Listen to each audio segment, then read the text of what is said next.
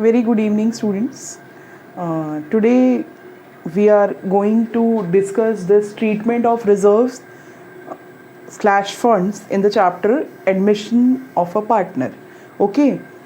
अब treatment of reserves या funds, तो पहले तो आपको ये पता होना चाहिए कि रिजर्व्स होते क्या हैं. ये चीज़ आपने 11 में इसका एक छोटी सी एडजस्टमेंट की थी फाइनल अकाउंट्स में. अगर आपको याद हो तो फाइनल अकाउंट्स में एडजस्टमेंट में आपको दिया होता था कि 15% the net profit is to be transfer to reserve. ठीक है. अब इसमें रिजर्व्स के केस में क्या होता है, कंपनी क्या करती है. पहले सबसे पहली बात तो ये कि रिजर्व आपने अपनी जनरल लाइफ में एक वर्ड सुना है, रिजर्व. रिजर्व करने का मतलब क्या होता है कि उसको जो आपके मेन यूजिंग फंड्स हैं उसमें से आप पैसा अलग से रिजर्व करके रख लेते हो ताकि आने वाली कोई कॉन्टीजेंसीज में, कोई प्रॉब्लम्स में आप उसे यूज़ कर सको. राइट. तो ये एक तरीके से आपकी सेविंग्स होती हैं छोटे बच्चों की. हम इसे कह सकते हैं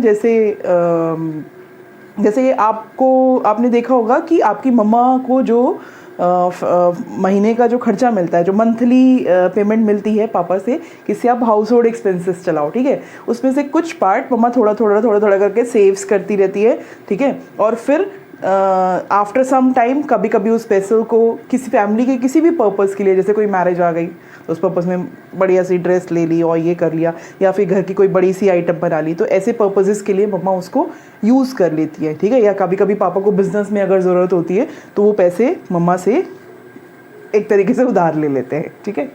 चलिए अब हम उसी पर टॉपिक पर वापस आते हैं अपने. ये तो थोड़ा सा इसका डिस्कशन हो गया कि रिजर्व्स. अब रिजर्व्स जो हैं वो किस तरीके के होते हैं. रिजर्व्स मतलब बिजनेस कंटेक्स्ट में इसको क्या कहा जाएगा. बिजनेस कंटेक्स्ट में इसे जब एक बिजनेसमैन, ठीक है, बिजनेस में पैसा लगाता है. मेरी लैंग्वेज में अगर मैं इसे अकाउंटिकली इसको देखूं तो मैं अपने स्टूडेंट्स को यही कहती हूँ और आप लोगों को भी यही कहूँगी कि कैपिटल मतलब वो उधार पे दिया हुआ पैसा जो बिजनेसमैन बिजनेस को देता है. और एक दिन ऐसा आता है कि जिस दिन ये पैसा बिजनेसमैन को वापस कर देता है, लेकिन वो दिन बिजनेस का आखिरी दिन होता है. तो कैपिटल इज उधारी towards the businessman from business side. Right. अब वो जो उधारी है उस पर जो रिटर्न मिलता है, जैसे मैं किसी को पैसा उधार दे रही हूँ तो मैं उससे कहूँगी ना क्यों दूँ, कोई मेरा पर्पज़ होगा, कोई मेरा उसके पीछे कोई रीज़न होगा, मैं उससे कुछ रिवॉर्ड लूँगी उधार देने के बदले. जनरली ओपन मार्केट में हम कभी किसी को उधार देते तो उससे क्या लेते हैं, हम उससे इंटरेस्ट लेते हैं. ठीक है. लेकिन यहाँ बिजनेस के केस में एक फिक्स्ड रेट ऑफ इंटरेस्ट नहीं होता है. ठीक है. मैं बिजनेसमैन हूँ, अगर मैंने अपना पैसा बिजनेस को उधार पे दिया है, या मैं पार्टनर हूँ, मैंने अपना पैसा पार्टनरशिप फर्म को उधार पे दिया है, तो उसके बदले वो मुझे क्या देते हैं, profits. In nutshell I want to say कि बिजनेस में जितने भी प्रॉफिट्स होते हैं उन सब पर राइट किसका होता है, बिजनेसमैन का. क्योंकि बिजनेस और बिजनेसमैन के बीच में जब बिजनेस स्टार्ट होता है ना तो डील यही होता है. बिजनेसमैन बिजनेस से कहता है, ध्यान से सुनिएगा मैं क्या लैंग्वेज बोल रही हूँ. बिजनेसमैन बिजनेस से कहता है कि ये कैपिटल है, ये इतना पैसा है, ये मैं तुम्हें दे रहा हूँ, इस पैसे का तुम जो मर्जी करो, तुम एसेट खरीदो, तुम फर्नीचर खरीदो, तुम ये करो वो करो, उससे मुझे कोई मतलब नहीं है. ठीक है. लेकिन अगर ये पैसा तुमने कहीं किसी ऐसी जगह लगा दिया, या तुम जहाँ भी लगाओगे उससे जो भी रिटर्न्स आएंगे उस पर राइट मेरा होगा. ठीक है. जितनी भी तुम्हारी अर्निंग्स होंगी उस पर राइट मेरा होगा. ठीक है. हाँ. और अगर तुम किसी ऐसी जगह लगा देते हो जहाँ पर ये पैसा डूब जाता है तो कोई बात नहीं, मैं कम वापस ले लूँगा. जैसे आज मैंने तुम्हें 5 लाख रुपए उधार दे रहा हूँ, तुमने किसी ऐसी जगह लगा दिया जहाँ तुम्हें 50,000 रुपये का नुकसान हो गया, तो मैं तुमसे 4.5 लाख रुपये वापस ले लूँगा. 50,000 रुपये तुमने खो दिया तो कोई बात नहीं. ठीक है. तो बिजनेसमैन ये रिस्क उठाता है. ठीक है. और बिजनेस नॉन लिविंग थिंग. ठीक है. कंपनीज के केस में तो फिर भी एक इसको लीगल एग्जिस्टेंस मिली हुई है, बट सोलो प्रोप्राइटरशिप में, पार्टनरशिप फर्म में इसको एक लीगल एग्जिस्टेंस नहीं मिली हुई है. ठीक है. हम इमेजिनेशन में लेते हैं तो बिजनेस एक नॉन लिविंग थिंग है काइंड, या ये कह लो कि इमेजिनेशन में है. ठीक है. उसके पास अपना तो दिमाग कुछ होता ही नहीं है. वो कहता है ठीक है जो तुम पैसा मुझे दोगे वो मैं जैसे मर्जी लगाऊंगा. उस पैसे से कभी कोई बिजनेस में एसेट खरीदी जाए तो आपको 11th का अकाउंटिंग क्वेश्चन याद हो, जब भी एसेट खरीदते हैं तो कैपिटल डिस्टर्ब नहीं होती. ठीक है. और हम कोई भी ट्रांजेक्शन करते हैं, रेंट पे करते हैं तो कैपिटल डिस्टर्ब नहीं होती, कैपिटल कम ज़्यादा नहीं होती. कैपिटल कम ज़्यादा कब होती है, जब बिजनेस प्रॉफिट कमाता है. तो प्रॉफिट जब भी कमाया जाता है उस पर बिजनेसमैन का राइट होता है. राइट. तो वहीं से एक बात निकल के आती है, अगर किसी फर्म ने एक साल में प्रॉफिट कमाया 1.5 लाख रुपए का, जैसे हम एक एग्जाम्पल लेते हैं, किसी फर्म ने प्रॉफिट कमाया 1.5 लाख रुपए का, राइट, 1,50,000 का. अब इस 1,50,000 पर राइट किसका है, बिजनेसमैन का. ठीक है। बिजनेसमैन ये पैसा जब हम फाइनल अकाउंट 11 में बनाते हैं तो नेट प्रॉफिट जितना भी निकलता है हम उसको बिजनेसमैन के कैप में प्लस कर देते हैं।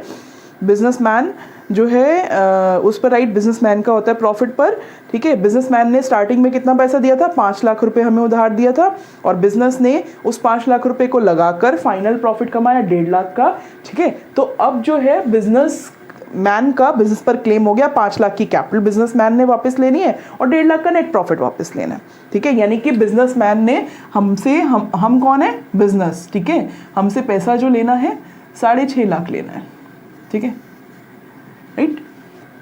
तो ये ऑनर्स क्लेम हो गया, राइट। लेकिन कभी कभी अब उसको दिख रहा है बिजनेसमैन को कि मेरी कैपिटल 6.5 लाख हो गया, मैंने 1.5 लाख का प्रॉफिट कमाया, तो ये 1.5 लाख उसकी मर्जी है, वो जब मर्जी जैसे मर्जी बिजनेस में से निकाल के विड्रॉ करके ले जाए। जब ले जाता है विड्रॉ करके, that is known as drawings, तो हम ड्राइंग्स जो हैं कैपिटल में से माइनस कर देते हैं।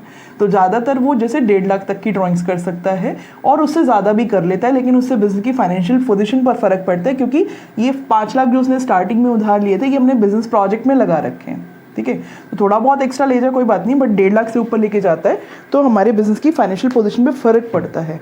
तो उस केस के लिए फिर बिजनेसमैन ने जो है एक ट्रिक निकाली कि ये पैसा अगर मुझे देखेगा तो मैं ले जाऊंगा। तो जब हम नेट प्रॉफिट निकाल रहे होते हैं, यानी कि जब हम प्रॉफिट एंड लॉस अकाउंट बनाते हैं और उसमें नेट प्रॉफिट निकल रहा होता है, यहाँ पे नेट प्रॉफिट निकल रहा होता है ना, हमें दिख रहा है कि ये सब माइनस कर आके हमारा 1.5 लाख आ रहा है, राइट। तो हम इससे पहले, इसको लिखने से पहले हम ना एक इमेजिनरी एक्सपेंस दिखा देते हैं, उसका नाम है रिजर्व। यहाँ पे जैसे मान लो 40,000 रुपये, एक फिक्स्ड अमाउंट, या प्रॉफिट का कभी कभी कुछ परसेंटेज भी होता है एवरी ईयर, क्योंकि बिजनेस में कभी लॉसेस कभी प्रॉफिट्स, ठीक है। या कोई इमरजेंसी भी आ सकती है बिजनेस में, कोई वर्कर काम कर रहा था उसका हाथ कट गया, उसको पैसे देने पड़ रहे हैं, तो वो प्रॉफिट कहाँ से आए उसके लिए पैसा, every time it happens, business में रिस्क तो है ही है। तो फिर उस केसेस में हम प्रॉफिट में से एक पार्ट अलग से रख लेते हैं, that is known as reserve. तो प्रॉफिट एंड लॉस अकाउंट में एक इमेजिनरी एक्सपेंस शो कर दिया जाता है 40,000 रुपये, ठीक है। इमेजिनरी एक्सपेंस कह रही हूँ मैं, इसके लिए जो वर्ड यूज़ कर रही हूँ दैट इज इमेजिनरी एक्सपेंस, ठीक है। अब ये 40,000 रुपये हमने किसी को देने तो है नहीं, ठीक है, बिजनेसमैन को बस लेकिन फिर इस 40,000 रुपये एक्सपेंस लिखने का क्या फ़ायदा हुआ? फ़ायदा ये हुआ कि हमारा प्रॉफिट पहले जो इस 1.5 लाख पहले आ रहा था हमारा 1.5 लाख रुपए, यानी कि इसमें से ये सब माइनस करके 1.5 लाख आ रहा था, लेकिन अब ये 40,000 लिख दिया तो हमारा प्रॉफिट आ रहा है 1,10,000 रुपये। यानी कि बिजनेसमैन को हमने शो किया कि हमारा प्रॉफिट 1,10 ही है, तो आप 1,10 तक ही निकालोगे। अब यही 1,10,000 रुपये नेट प्रॉफिट बन के कैपिटल में ऐड होंगे, तो वो इसी में से विड्रॉ कर पाएगा। अब ये रिजर्व, लेकिन वो ऐसा क्यों करने देगा हमें? वो उसे पता है कि ये 40,000 का हमने इमेजिनरी एक्सपेंस शो किया हुआ है, इस चीज़ की नॉलेज उसे भी होती है। हम उसको कहते हैं कि भाई ये जो हमने रिजर्व दिखाया है ना, ये एक इमेजिनरी एक्सपेंस कह लो या ये सीक्रेट प्रॉफिट कह लो, इसको बिजनेस, इस पर राइट तो बिजनेसमैन का ही है, क्योंकि उसे दिख जाएगा, अकाउंट तो वो देखेगा ही कहाँ बन रहे हैं, कैसे बन रहे हैं। तो वो हाँ, रिजर्व जो है वो क्या कहता है कि भाई ये प्रॉफिट तो है, ये रिजर्व तो कर रहे हो, ठीक है, लेकिन इस पर राइट मेरा ही है। तो मैं यानी कि बिजनेसमैन उसे कहूँगी हाँ ये राइट तो तुम्हारा ही है, ठीक है, लेकिन ये मैंने इमरजेंसी के लिए रखा हुआ है, क्योंकि सारा प्रॉफिट जो भी होता है वो तुम निकाल के घर ले जाते हो, एज ए ड्राइंग स्कूल में दिखता है इतना प्रॉफिट कमा लिया तो तुम एज ए ड्राइंग घर ले जाते हो, ठीक है। तो उसको थोड़ा रिस्ट्रिक्ट करने के लिए कि ठीक है, या वो खुद भी कहता है कि ठीक है ये तो बेटर रहेगा फॉर्म के लिए, तो रिजर्व एज अ लाइबिलिटी जो है बैलेंस शीट में लाइबिलिटी साइड शो कर दिया जाता है, ठीक है। क्यों लाइबिलिटी है? क्योंकि वही वाली बात, जैसे कैपिटल पर राइट बिजनेसमैन का होता है, कैपिटल इज ऑनर्स क्लेम, ठीक है, दैट इज बिजनेसमैन का राइट होता है, तो ये रिजर्व पर भी राइट बिजनेसमैन का ही होता है, बट इसको लिखते हम कैपिटल से अलग है। जैसे अगर हमारा 1,10,000 प्रॉफिट आया है, 5 लाख हमारी कैपिटल थी, तो 5 लाख प्लस 1,10,000 6,10,000 कैपिटल अलग से लिखी है और रिजर्व हमने 40,000 अलग से लिख दिया, ठीक है। तो ये था ट्रीटमेंट ऑफ रिजर्व, ये 11th वाली बात है, पुरानी बात है, ठीक है। समझ आया कि यहाँ हमने अब ये रिजर्व जो है, अब नाम इसका रिजर्व है। जैसे आप गाड़ी में, कार में, स्कूटर में, स्कूटी में आप पेट्रोल डलवाते हो तो उसके लिए एक डिब्बा, एक अलग से पार्ट होता है जिसके अंदर वो कंटेन होता है रिजर्व वाला पेट्रोल, ठीक है, एक लेवल के नीचे रिजर्व होता है, ठीक है। अब इसमें ये जो रिजर्व है, इसमें बिजनेस के लिए प्रैक्टिकली देखो तो आप अलग से कोई डिब्बा बना के नहीं रख दिया गया कि ये लो ये रिजर्व है, ठीक है, इसको भाई कोई छेड़ेगा नहीं। कभी किसी बिजनेस में देखा है आपने अपने फादर के बिजनेस में या किसी बिजनेसमैन को देखा है उसने अलग से एक डिब्बा बना रखा हो, वहाँ पे पैसे रख रखे क्योंकि ये रिजर्व है, कॉन्टीजेंसीज के लिए होंगे? नहीं, यहाँ पर भी अकाउंटिकली तो हम ऐसा कर रहे हैं, लेकिन फिजिकली क्या हम इतना बिजनेस में से 40,000 रुपये निकाल के कहीं रख रहे हैं क्या? नहीं, रिजर्व को हम कहीं अलग से डिब्बे में नहीं रख रहे हैं। ये पैसा बिजनेस की सर्कुलेशन में ही घूमता रहता है, ठीक है। ये पैसा बिजनेस में ही होगा क्योंकि कैश विड्रॉल तो है ही नहीं है। मैंने कहा ना इमेजिनरी एक्सपेंस है, हम किसी को पेमेंट नहीं कर रहे हैं, तो ये पैसा बिजनेस की सर्कुलेशन में ही फंसा हुआ है। तो कहते हैं ना पैसा पैसे को कमाता है, तो बिजनेस की सर्कुलेशन में एक तरीके से ये पैसा बिजनेस में ही इन्वेस्टेड है। तो ये 40,000 रुपये बिजनेस में ही इन्वेस्टेड है, तो फिर कहते हैं पैसा पैसे को कमाता है, तो फिर लेटर ऑन ये भी एक तरीके से बिजनेस में इन्वेस्टेड है, तो ये भी बिजनेस की अर्निंग्स में हेल्प कर रहा है ये रिजर्व। बस इतना डिफरेंस है कि ये 40,000 रुपये हमने ऑनर को ले जाने से रिस्ट्रिक्ट कर दिया, ठीक है। अब बात आती है, मेन टॉपिक ये नहीं था हमारा, मेन टॉपिक था कि इसका यूजेज समझने से पहले सबसे पहले तो आपको ये देखना है कि रिजर्व्स हम कितनी तरह के बनाते हैं। एक रिजर्व होता है जो अभी मैंने समझाया आपको, जो कि प्रॉफिट एंड लॉस अकाउंट के नाम से भी हम लिख सकते हैं। Profit and loss account bracket में क्रेडिट बैलेंस लिखा होगा, right. Profit and loss account bracket में क्रेडिट बैलेंस, या फिर इसका नाम हम रख सकते थे, जो ये 40,000 मैंने अलग से रखे थे, जनरल रिजर्व, ठीक है, या फिर सिर्फ रिजर्व फंड, ये इनके नाम हो सकते थे, राइट। तो अब यानी कि जब हमने ये रिजर्व्स बनाए हैं, जब भी ये रिजर्व्स बनाए हैं, तो ये रिजर्व्स बनाते टाइम हमने इनका पर्पस स्पेसिफाई नहीं किया कि कौन सी प्रॉब्लम में ये फंड्स यूज किए जाएंगे। तो that's why these are known as free reserve, profit and loss account, credit balance और जनरल रिजर्व और रिजर्व फंड। कोई भी प्रॉब्लम आएगी, कोई भी कॉन्टीजेंसी आएगी, तो हम इस फंड को यूज कर सकते हैं, right. Then specific reserve. Specific reserves मतलब अक्सर हमारी फर्म में ऐसा होता रहता है कि जैसे एम्प्लॉयज़ को कोई चोट लग गई तो हमें उनको कंपनसेट करना पड़ता है, ठीक है। या फिर हमने आउटसाइड द बिजनेस कहीं किसी कंपनी के शेयर्स वगैरह में पैसा इन्वेस्ट कर रखा है, तो उस इन्वेस्टमेंट्स में शेयर्स में पैसा इन्वेस्ट कर रखा है, ठीक है। तो उस इन्वेस्टमेंट की मार्केट वैल्यू में फ्लक्चुएशंस आते रहते हैं, कभी वो इन्वेस्टमेंट की वैल्यू बढ़ती रहती है, कभी कम होती है। तो उन फ्लक्चुएशंस को झेलने के लिए हमने एक रिजर्व बना रखा होता है जिसका नाम होता है इन्वेस्टमेंट फ्लक्चुएशन फंड, ठीक है। तो ऐसे कुछ ऐसे रिजर्व जिनका पर्पस साथ में स्पेसिफाइड होता है, they are known as specific reserves, right. Free reserves जिनका पर्पस स्पेसिफाइड नहीं है, स्पेसिफिक रिजर्व्स जिनका पर्पस स्पेसिफाइड होता है। जैसे मैं अगर एक फंड आपको एग्जाम्पल दूं तो workmen's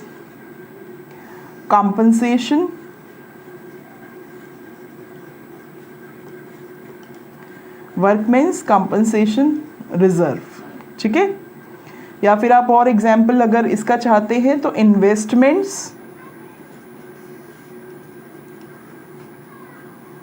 fluctuation fund, investment fluctuation fund, ठीक है। इनमें इनके पर्पस स्पेसिफाई हैं, right. Then employees provident fund, ठीक है। एम्प्लॉयज प्रोविडेंट फंड जो है वो फंड के नाम पे मैं इसे धब्बा कहती हूँ। क्यों? क्योंकि ये फंड है ही नहीं है एक्चुअली, ये रिजर्व नहीं है, ठीक है। ये फंड के, लेकिन आप कहोगे मैम आपने टाइप ऑफ रिजर्व्स में इसको लिखा हुआ है, ये टाइप ऑफ रिजर्व्स नहीं है, यहाँ पर मैंने लिखा ट्रीटमेंट ऑफ रिजर्व्स। तो इसके नाम के पीछे कभी कभी आपको रिजर्व वर्ड भी मिल सकता है, तो इसलिए आप नाम से कंफ्यूज ना हो, that's why I have made it a part of this. लेकिन एक्चुअली अगर मैम ये रिजर्व नहीं है तो फिर क्या है? Basically it's a liability towards employees. भाई ये एम्प्लॉयज़ का है, हमारा है ही नहीं, एम्प्लॉयज़ का पैसा है ये होता क्या है? किसी भी बिजनेस में जब भी जितने भी एम्प्लॉयज़ काम कर रहे होते हैं तो उनकी सैलरी में से हर महीने एक पोर्शन कटता है, एक अमाउंट कटता है। जैसे सपोज़ मेरी सैलरी अगर आज की डेट में 58,000 है तो अबाउट 5,200 मेरा प्रोविडेंट फंड के नाम से मेरा एम्प्लॉयर मुझे नहीं दे रहा, वो अपने पास रख रहा है, ठीक है। 5,200 रुपये मेरी सैलरी में से कट रहे, हर महीने कटते हैं, ठीक है। और 5,200 में 800 रुपये उसने मिलाए, हर महीने वो उसमें 800 रुपये मिला के आगे उसको री इन्वेस्ट करे या सेव करे, ये उसकी हेडेक है। ठीक है। तो वो जो फंड है मतलब उसने पैसा ये रखा हुआ है एम्प्लॉयज़ का, जैसे मेरा कट रहा है ऐसे बिजनेस के सारे एम्प्लॉयज़ का कट रहा है, ठीक है। तो वो जो पैसा वो काट रहा है वो अगर उसके पॉइंट ऑफ व्यू से देखा जाए, बिजनेस पॉइंट ऑफ व्यू से देखा जाए, तो वो पैसा क्या उसका हो गया? नहीं। जब मेरी रिटायरमेंट होगी तो उसके बाद ये पैसा एम्प्लॉयज़ को वापस किया जाता है, यानी कि whenever the employee will leave the firm at the time of retirement और in between we will have to pay this amount to the employee. तो एक तरीके से ये लाइबिलिटी टुवर्ड्स एम्प्लॉय है, भाई एम्प्लॉय जब भी छोड़ के जाएगा हमें उसको पैसे देने हैं। तो that's why it is known as employees provident fund. Fund word इसके साथ ऐसा लिख दिया कि ठीक है, मतलब एक पैसा इकट्ठा किया हुआ किसी स्पेशल पर्पस के लिए फंड वर्ड लगा दिया, but basically it's a liability. तो एम्प्लॉयज़ प्रोविडेंट फंड और एम्प्लॉयज़ सेविंग अकाउंट, ये मैं आपको इन सबके मीनिंग्स बता रही हूँ, ट्रीटमेंट में अभी बताऊँगी, ठीक है। देन इनका नाम मैंने रखा नेगेटिव रिजर्व्स। नेगेटिव रिजर्व ये नाम मेरा दिया हुआ है, ठीक है। बुक्स में जो इसका नाम है एक्यूमुलेटेड लॉसेस। एक्यूमुलेटेड मतलब इकट्ठे किए हुए लॉसेस। 11 में ध्यान है, डेप्रिसिएशन के चैप्टर में आपने एक अकाउंट बनाया था एक्यूमुलेटेड डेप्रिसिएशन। उसमें हम क्या करते थे, हर साल डेप्रिसिएशन का अमाउंट फिक्स्ड एसेट में से माइनस ना करके हम उस डेप्रिसिएशन को इकट्ठा करते रहते हैं एक सेपरेट अकाउंट में, that is either known as provision for depreciation और एक्यूमुलेटेड डेप्रिसिएशन अकाउंट। उस अकाउंट में हम हर साल डेप्रिसिएशन इकट्ठा करते रहते हैं और जब मशीनरी सेल करने लगते हैं तो वो सारा इकट्ठा किया हुआ डेप्रिसिएशन मशीनरी में से तब ले जाके लास्ट में माइनस करते हैं। बेसिकली एक्यूमुलेटेड का मतलब, अगर आपको वो ट्रीटमेंट नहीं भी कराया गया आपके स्कूल में, आप सोचो कि कई स्कूल्स में वो टॉपिक छुड़वा देते हैं, जो कि नहीं छुड़वाना चाहिए मेरे हिसाब से, ठीक है। तो बट कोई बात नहीं, अगर आपको वो याद नहीं है या वो अपने ट्रीटमेंट नहीं किया तो कोई बात नहीं, आप सिंपली इसका मीनिंग बस ध्यान में रखिए। एक्यूमुलेटेड मतलब इकट्ठा किया हुआ, इकट्ठे किए हुए लॉसेस, ठीक है। तो समटाइम्स की फर्म के कुछ लॉसेस इतने ऐसे होते हैं जिनको हमने अभी तक राइट ऑफ नहीं किया है, तो वो राइट ऑफ नहीं किया है तो वो because losses have debit balances, right of नहीं किया है यानी कि कैप में से हमने उनको माइनस नहीं किया, then they must have been written over on the liability on the asset side of balance sheet, ठीक है। जो एक्यूमुलेटेड लॉसेस हैं वो आपको बैलेंस शीट एसेट साइड मिलेंगे। तो ये इनका एग्जाम्पल जैसे profit and loss account, bracket में डेबिट बैलेंस। डेबिट देखिए, प्रॉफिट एंड लॉस अकाउंट दो जगह है, एक यहाँ है क्रेडिट और यहाँ है डेबिट। अगर सिर्फ मैं इसको उड़ा दूँ, सिर्फ प्रॉफिट एंड लॉस अकाउंट लिखा हुआ है तो वो कौन सा होगा, डेबिट होगा या क्रेडिट होगा, तो हम वो क्रेडिट वाले बैलेंस में आप मानेंगे। अगर ब्रैकेट में क्रेडिट डेबिट लिखा हुआ है तो आपके लिए अच्छी बात है कि आप क्रेडिट वाला फ्री रिजर्व होता है और डेबिट वाला एक्यूमुलेटेड लॉस होता है। लेकिन अगर सिर्फ प्रॉफिट एंड लॉस अकाउंट लिखा है तो वो आपके लिए लॉस है, एक्यूमुलेटेड लॉस है, राइट। तो ये सारे रिजर्व्स हैं। तो अब बात आती है कि इसका एडमिशन चैप्टर में क्या सेंस है। ये जो रिजर्व्स मैंने आपको ट्रीटमेंट बताया है ये सारे रेवेन्यू रिजर्व्स होते हैं। Apart from these some capital reserve are also there, जिसका यहाँ पे एडमिशन चैप्टर में कोई नीड नहीं है, इसलिए उसको हम अलग से एज अ टॉपिक कर सकते हैं, बट यहाँ पर उसकी कोई नीड नहीं है, राइट। चलिए, तो अब बात आती है कि रिजर्व्स ये तो थे टाइप्स ऑफ रिजर्व्स। अब इनका करना क्या है।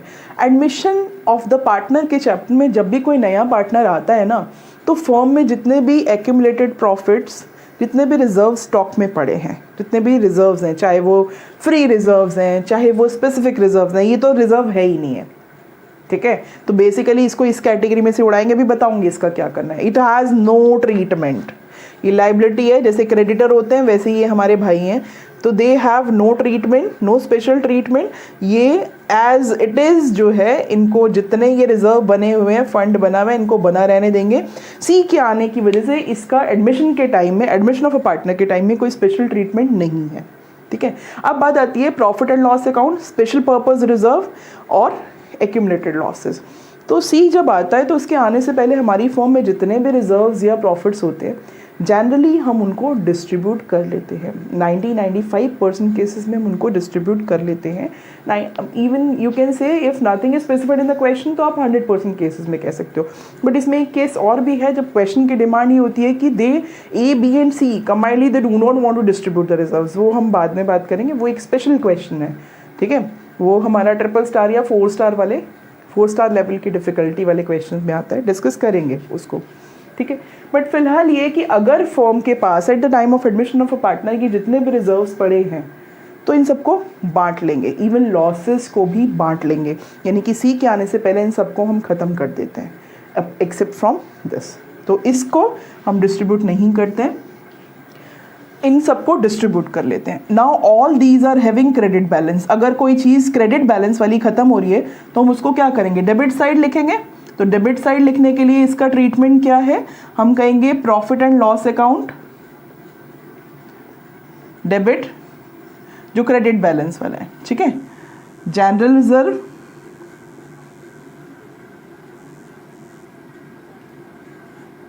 डेबिट या रिजर्व फंड डेबिट। ये रिजर्व बनाए किसने थे, ओल्ड पार्टनर्स ने, ए और बी ने। तो ये डिस्ट्रीब्यूट किसके बीच में होंगे, ए और बी के बीच में, ठीक। तो सी के आने से पहले सी के आने से पहले हम ये सारे रिजर्व्स डिस्ट्रीब्यूट कर लेते हैं to A's capital account, to B's capital account. Do you think that these reserves need sacrificing ratio? No. These reserves are distributed only in old ratio. कौन सी रेशो में चाहते हैं ये, ओल्ड रेशो के case में, ठीक है। ये पार्टनर्स में ओल्ड रेशो में डिस्ट्रीब्यूट होते हैं। दे आर बिकॉज इनमें सेक्रीफाइसिंग का तो कोई सेंस ही नहीं है कि इन्होंने जिस रेशो में सेक्रीफाइस किया नए पार्टनर के लिए उस रेशो में नहीं। यहाँ पर तो सिर्फ ये रिजर्व्स बचे हुए हैं, पुराने प्रॉफिट्स बचे हुए हैं, तो पुराने प्रॉफिट्स बचे हुए तो वो पुरानी रेशो में ही तो जाएंगे। That's why they are distributed between the partners in old ratio. अच्छा, ये फ्री रिजर्व्स थे, फ्री पड़े थे तो हमने बांट भी लिया। लेकिन यहाँ पर थोड़ा सा प्रॉब्लम आती है। ये एक वर्कमैन कॉम्पनसेशन रिजर्व और इन्वेस्टमेंट फ्लक्चुएशन फंड या इन्वेस्टमेंट फ्लक्चुएशन रिजर्व, ये अपने आप में एक वेरी डिस्टिंक्टिव टॉपिक है। इसको बहुत डिटेल में हम एक सेपरेट वीडियो के थ्रू मैं आपको एक्सप्लेन कर दूंगी। बट यहाँ पर सिर्फ इतना है कि ये जो रिजर्व्स हैं eight the time of admission of a partner, अगर इनके अगेंस्ट कोई लाइबिलिटी है या इन्वेस्टमेंट में कोई फ्लक्चुएशंस हो रहे हैं, जो लॉस हो रहा है कोई, यानी कि अगर इन रिजर्व्स की ज़रूरत पड़ रही है, जितनी ज़रूरत पड़ रही है उतना यूज़ कर लो, बाकी का बांट दो। तो इन रिजर्व्स का जो फ्री पार्ट होता है वो हम बांट लेते हैं। और अगर क्वेश्चन में कुछ भी गिवन नहीं है, इफ़ नथिंग इज़ गिवन, तो पूरे के पूरे ये रिजर्व्स जो है इनके फुल वैल्यू हम डिस्ट्रीब्यूट कर लेते हैं, ठीक है। मैंने फिर कहा इन पर बहुत डिटेल टॉपिक है ये। तो WCR ये मैंने यूज़ किया वर्कमैन कंपनसेशन रिजर्व की शॉर्ट फॉर्म, ठीक है। और इन्वेस्टमेंट फ्लक्चुएशन फंड ये मैंने यूज़ किया IFF की, इन्वेस्टमेंट फ्लक्चुएशन फंड की शॉर्ट फॉर्म IFF, ठीक है। टू ओल्ड पार्टनर्स, ये मैंने इसमें ये एज्यूम किया है कि इफ़ नथिंग इज स्पेसिफाइड, ठीक है। अगर कुछ स्पेसिफाइड होता है एडजस्टमेंट्स में, इसके बहुत सारे केसेस बनते हैं। इस पर मैं आपके लिए एक सेपरेट वीडियो बनाऊंगी, आप उसको ज़रूर देखिएगा। This topic is very very important. ये 6 मार्कर में, ये अपने आप में एक बहुत बड़ा सा टॉपिक है। 6 मार्कर में ऐसे सेपरेट क्वेश्चन भी आ सकते हैं, ठीक है। इसको हम डिटेल में बाद में करेंगे, बट फिलहाल ये देख लीजिए कि बांट लेंगे। एडजस्टमेंट है तो फिर वो केसेस बनते हैं कि इनके, जैसे हमें वर्कमैन कंपनसेशन रिजर्व दिया हुआ है 40,000, उसमें से वर्कर्स को कंपनसेट करना पड़ गया 10,000, ठीक है। तो 10,000 के लिए वर्कर्स को कंपनसेट करो, बाकी का 30,000 तो कुछ नहीं है ना, वो दैट इज़ फ्री पार्ट, तो उसको हम बांट लेंगे। तो इसमें जो फ्री पार्ट होता है वो हम डिस्ट्रीब्यूट कर लेते हैं, राइट। आई होप कि ये टॉपिक आपको क्लियर है, बट इस पर डिटेल्ड हम स्टडी करेंगे एक सेपरेट वीडियो में, आप लोग ज़रूर देखिएगा। नेक्स्ट, एम्प्लॉयज़ प्रोविडेंट फंड, ये मैंने आपको पहले ही बोल दिया, ये आपको लाइबिलिटी साइड मिलेगा। एंड बेसिकली ये फंड या रिजर्व के नाम पे धब्बा है, ये है ही लाइबिलिटी। तो लाइबिलिटी टूवर्ड्स एम्प्लॉयज़, ठीक है। इसको एम्प्लॉयज सेविंग अकाउंट भी बोलते हैं। And there is no special treatment of it, it is just as it is copied in the balance sheet after C's admission. There is no changes, कोई adjustment नहीं होती है इसमें। अगर इंक्रीज डिक्रीज कुछ बोल रहा है तो कर लो, इंक्रीज ही होता है, डिक्रीज तो हो ही नहीं सकता ये। तो otherwise we post it as it is on the liability side of revised balance sheet, right. जैसे क्रेडिटर्स में अगर कोई चेंज नहीं है तो क्रेडिटर्स की वैल्यू एज इट इज़ ले जाके कॉपी मार देते हैं ना, ऐसे ही इसको, ठीक है। नेक्स्ट इज नेगेटिव रिजर्व्स, मेरा दिया हुआ नाम है, मैं फिर बोल रही हूँ। नेगेटिव रिजर्व आपको बुक्स में नहीं मिलेगा वर्ड, ठीक है। बट नेगेटिव से आप एक बात समझते हैं, जो कि मैं आपको शुरू से ही कहती आई हूँ, कि बिजनेस के प्रॉफिट्स जब नेगेटिव आ जाते हैं तो हम उनको लॉसेस बोलते हैं। यानी कि sales minus cost is equals to profit है, ये छोटी क्लासेस वाला फॉर्मूला है। लेकिन cost minus sales is equals to loss होता है। तो cost minus sale is negative of sales minus cost, ठीक है ना। तो negative profits is equals to losses, तो ये एक तरीके से नेगेटिव रिजर्व्स यानी कि रिजर्व्स का उल्टी चीज़। और जो ये रिजर्व, ये जितने भी फंड्स हैं ये आपको मिलेंगे लाइबिलिटी साइड, और ये आपको कहाँ मिलेगा, ये आपको मिलेगा एसेट साइड। ठीक है, तो इसको आप डिस्ट्रीब्यूट कर देंगे। एक्यूमुलेटेड लॉसेज हैं, ऑब्वियसली इसका तो कोई क्लेम हो ही नहीं सकता। लॉसेस तो ये कि सी के आने से पहले हर हालत में ओल्ड पार्टनर्स डिस्ट्रीब्यूट करेंगे, सी इनको बॉन्ड नहीं करना चाहेगा। तो लॉसेस को because these are having debit balance, तो इनको ख़त्म करने के लिए हम इनको क्या करेंगे, क्रेडिट। तो to profit and loss account bracket में क्रेडिट बैलेंस आप लिख सकते हैं जनरल एंट्री में, या प्रॉफिट एंड लॉस अकाउंट लिख देंगे तो भी चलेगा। And old partners capital account, generally मैंने अपनी एक्सप्लेनेशन में जितने भी क्वेश्चंस लिए हैं मैं ये मान के चलती हूँ कि कैपिटल में शॉर्ट में लिखती हूँ CAP, बेटा आप फुल फॉर्म लिखेंगे, ठीक है। बीज कैपिटल अकाउंट, डेबिट पार्टनर्स की कैपिटल डेबिट होगी, क्योंकि लॉसेस वैसे भी पार्टनर्स की कैपिटल में जाते हैं तो वो डेबिट ही होती है। और ये कौन सी रेशो में जाएगा, अगेन इन ओल्ड रेशो। ठीक है, तो यानी कि इन नटशेल आपको सारे रिजर्व्स या फंड्स को डिस्ट्रीब्यूट कर देना है that are on negative asset side और लाइबिलिटी साइड। ठीक है, whether they are if they are having specific purpose, अगर उनका कुछ स्पेशल पर्पस है तो उसका फ्री वाला पार्ट डिस्ट्रीब्यूट कर देना, यानी कि स्पेशल पर्पस के लिए बनाया गया, अगर उस पर्पस के लिए अभी यूटिलाइज कुछ हो पा रहा है तो उसको कर लो, बाकी का डिस्ट्रीब्यूट कर दो। अगर कुछ नहीं दिया हुआ तो स्पेशल पर्पस रिजर्व्स भी डिस्ट्रीब्यूट हो जाते हैं, right. So this was the treatment of reserves या funds at the time of admission of a partner. एक बात बताऊं, चाहे एडमिशन हो, चाहे रिटायरमेंट हो, चाहे डेथ हो, ठीक है, चाहे चेंज इन रेशियो हो, if nothing is specified in the question, ये जितने भी चैप्टर्स हैं, even in case of dissolution of partner, partnership के जितने भी चैप्टर्स हैं ना, सब में रिजर्व फंड्स का ट्रीटमेंट यही है। ठीक है, जैसे general reserve that is always distributed between old partners in old ratio, admission, death, retirement, change in ratio, dissolution के केस में ये ट्रीटमेंट चेंज नहीं होगा। बट ध्यान रखिएगा, एडमिशन के केस में 2 पार्टनर्स ओल्ड होते हैं, रिटायरमेंट में 3 ओल्ड होते हैं। वो लेटर ऑन एक बार हम रिटायरमेंट का चैप्टर करेंगे तो उसमें रिवाइज हो जाएगा।